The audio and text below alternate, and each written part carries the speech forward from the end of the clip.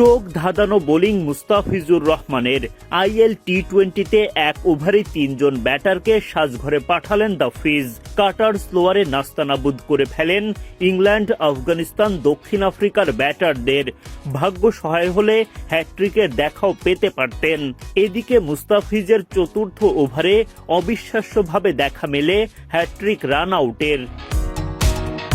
রবিবার আইএল টি-20তে মুস্তাফিজুর রহমানের দল দুবাই ক্যাপিটালস মুখোমুখি হয় গালফ জায়ান্টসের।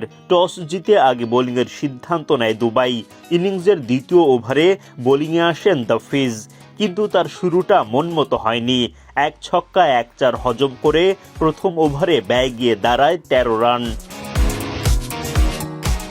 লম্বা বিরতির পর ইনিংসের ১৪তম ওভারে মুস্তাফিজুর রহমান যখন বোলিংয়ে এলেন, সবাইকে তাক লাগিয়ে দিলেন। শুরুতেই জেমস ভিন্সের উইকেট শিকার করেন। ১ বল বিরতি দিয়ে আজমতুল্লাহ ওমরজাইকে বোকা বানান কাটার মাস্টার। ফিজের কাটারে ইনসাইড এজের পর স্টাম্পে বল আঘাত করে। পরের বলে মুস্তাফিজের দুর্দান্ত off cutter. English batter Dickson বুঝে ওঠার আগেই উইকেট হারান। ওদিকে মুস্তাফিজ তো এলবিডব্লিউর আবেদন করতে থাকেন, যদিও তার আগেই বোল্ড করে উইকেট শিকার করে ফেলেছেন তিনি। দুর্দান্ত এই ওভারে মাত্র ৬ রান খরচ করে মুস্তাফিজ শিকার করেন ৩টি উইকেট।